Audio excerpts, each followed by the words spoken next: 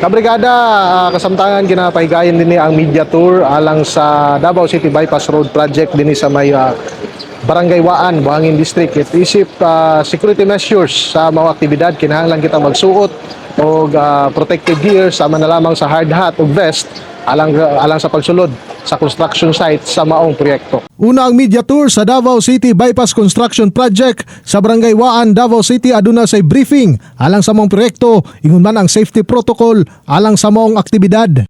Human sa orientation, kailangan pang magbakta sa mga 100 meters bago kita makasulod sa tunnel. Sa northbound tunnel gipahiga ng media tour, sanglit mao kini ang nasa 100% na kompleto ang pagkalot. Di maka-U-turn na ang sakyanan. U-turn? Dili kay diretso man ni. Diretso lang siya, wala U-turn eh. Wala U-turn. Katong cross kuan pang pedestrian lang to. Asaang? Katong pangtabok ganina katong For case of emergency lang yun. ang maong tunnel road adunay 2.3 kilometers ang gitason nga may longest tunnel road sa Pilipinas nga gisugdan ang konstruksyon December 2020 ug gilauman nga matapos sa first quarter sa 2027. Davao Bypass is a 45.5 kilometer, ano?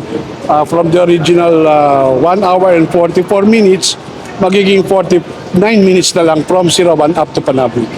Ang tunnel road nalakip sa package 1-1 sa maong proyekto nga adunay kantidad nga 13.3 billion pesos. Samtang ang southbound tunnel nga analang sa kapin 100 meter ang kulang sa pagkalot o gilauman nga makompleto ang excavation karong August 2025. In the heart of changing lives, ako si Brigada Julius Pacot alang sa 93.1 Brigada News FM Davao, the Music and News Authority.